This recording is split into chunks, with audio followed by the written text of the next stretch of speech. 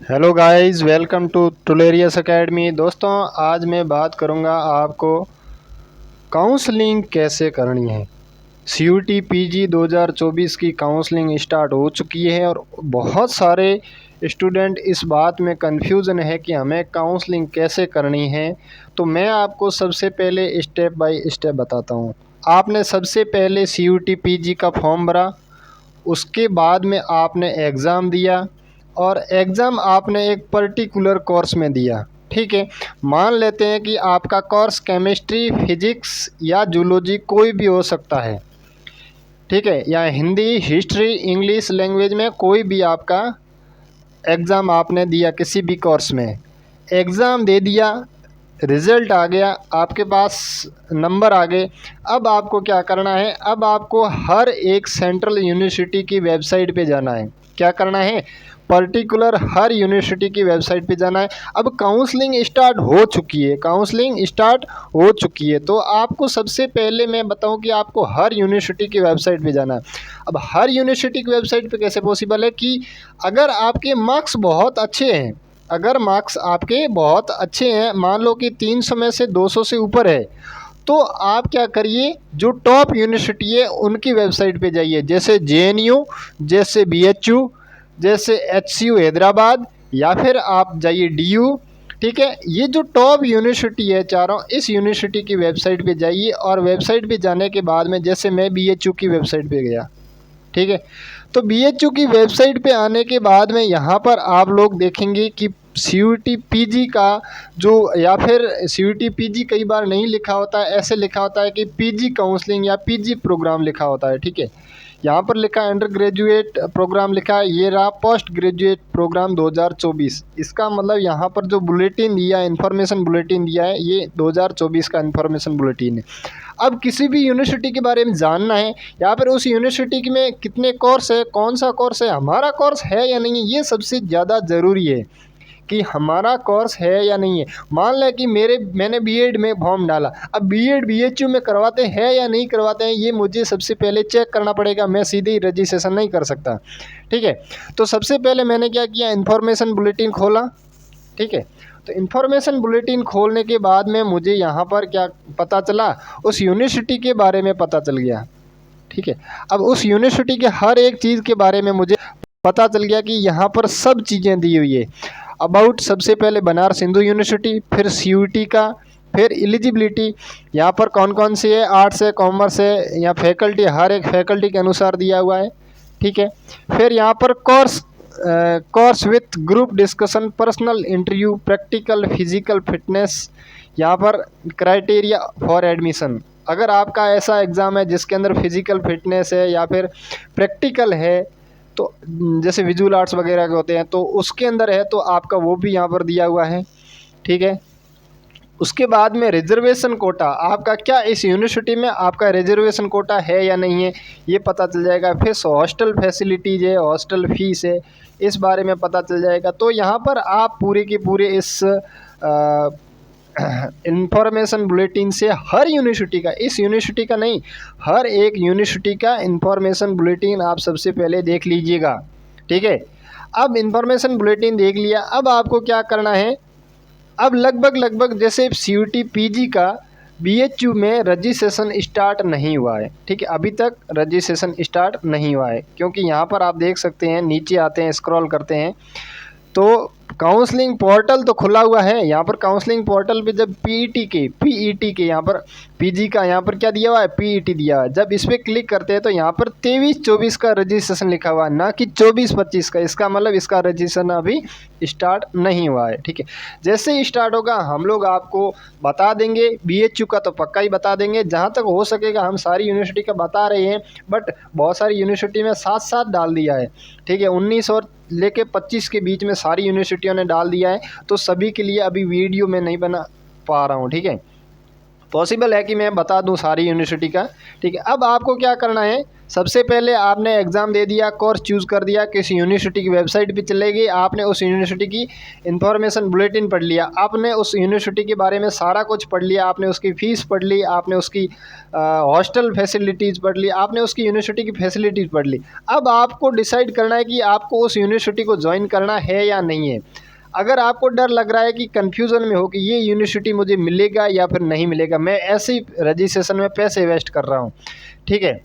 अब देखो कुछ यूनिवर्सिटीज़ में आपको क्या करना पड़ेगा, पैसे वेस्ट लगाने ही पड़ेंगे। आप मान लेते हैं कि 300 में से 150 नंबर है, आप कन्फ्यूज़न में हो कि मैं CU राज में या फिर BHU में, मैं CU राज में एडमिशन ले लूँगा 150 नंबर पे तो मेरा सिलेक्शन हो जाएगा, पक्का है राजस्थान यूनिवर्सिटी में।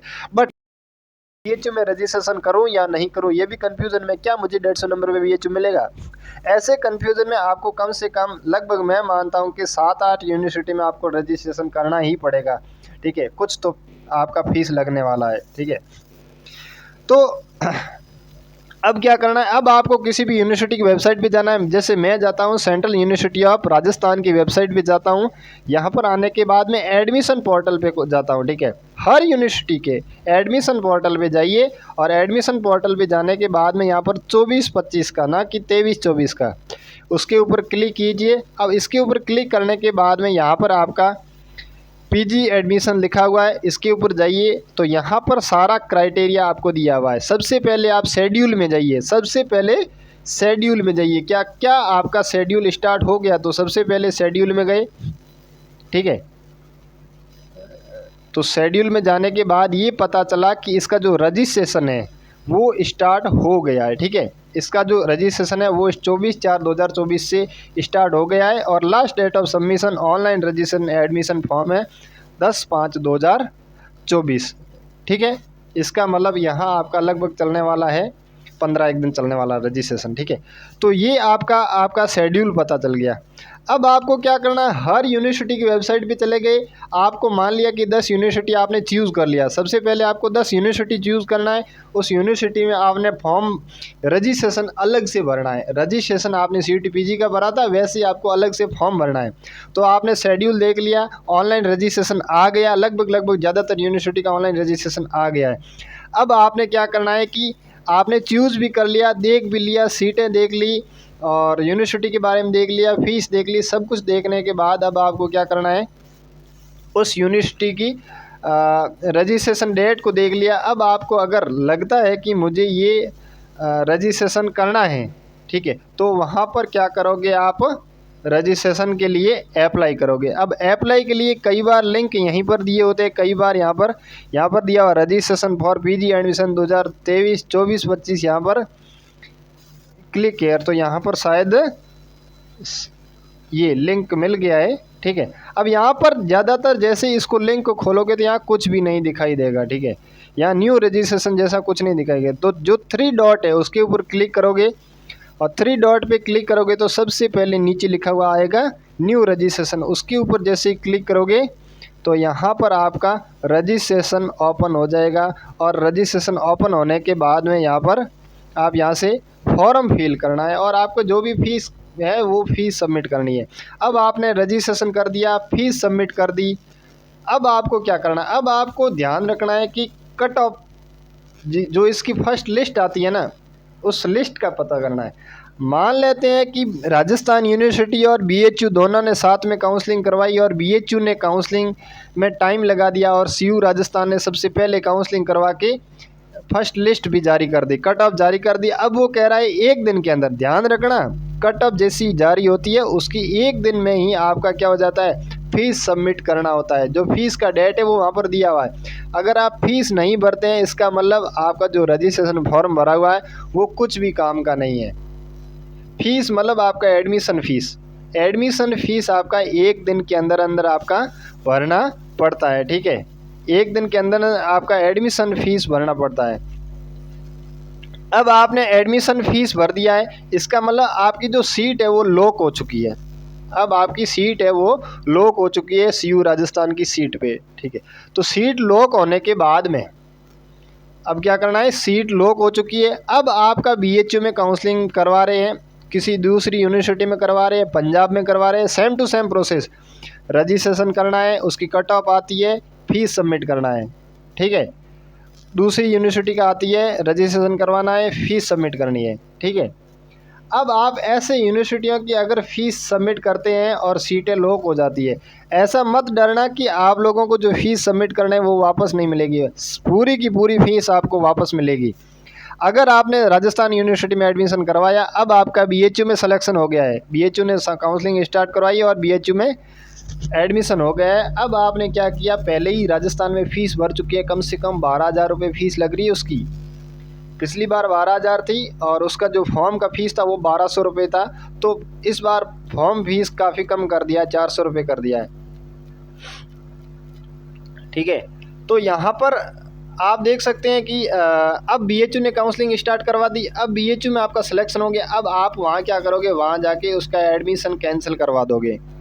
एडमिशन कैंसिल आपको मेल के थ्रू हो जाता है। आप क्या करोगे, एक मेल लिखोगे कि मुझे ये एडमिशन नहीं चाहिए, तो आपका एडमिशन कैंसिल हो जाएगा। पोर्टल से भी हो सकता है, तो मैं आपको इसको फर्दर आपको बाद में सूचित कर दूंगा, ठीक है।